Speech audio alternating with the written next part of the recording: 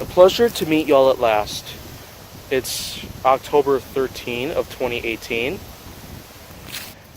And so right now what is going on at the moment is that I'm outside with my 5 fingers again, as you can see right here. Yeah. But this time, however, I'm not exactly on a trail right now. I'm out in an open space, in an open field, with some trees, that is. Because as you can see,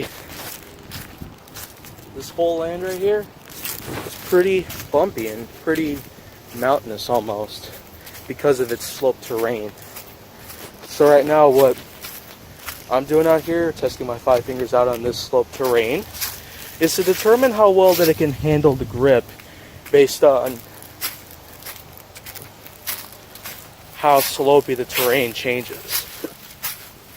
For now though, it seems like that it's just rapidly shifting its gripping proportions to every step that I'm taking based on the kind of slope that I'm going on. Because there was a couple dips that I just walked on, and what I can tell right now at the moment is that I'm practically in the clear at the moment for right now. But in any case that your 5 fingers don't tend to really grip onto slope surfaces too well, then, well, guess not much can go right based on the use of your 5 fingers out here on a sloped terrain.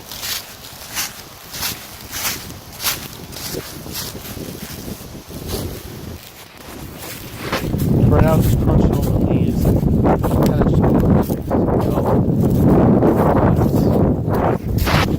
But right now, though, there's also the case that involves my 5 fingers ending up in some, well, kind of mess.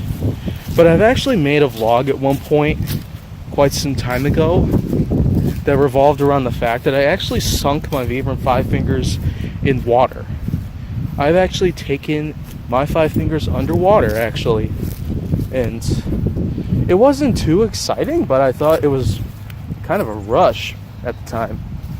Because, well, even though this particular model of 5 fingers, the Trek Ascent non-insulated version, can actually do pretty decent jobs in the water, I'm still kind of, well, non-optimistic about the fact that there usually can be some problems when your 5 fingers end up underwater.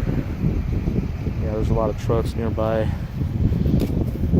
So I'm probably getting close to some public property, and it's not always going to end well, so I'm just going to have to go in another direction and just move on from there. But as it turns out, all this sloped terrain here, 5 fingers do pretty good around here. This kind of sloped terrain around here. Because not every time my 5 fingers are being tested out on slopey terrain like this, that's almost mountainous in appearance, or like valleys even. There's also going to be points in time in which I'm going to have to use other kinds of terrain to pretty much just differentiate the kind of terrains that my 5 fingers can actually conquer in terms of how well can they stand up in terms of water, rain, snow, slick surfaces.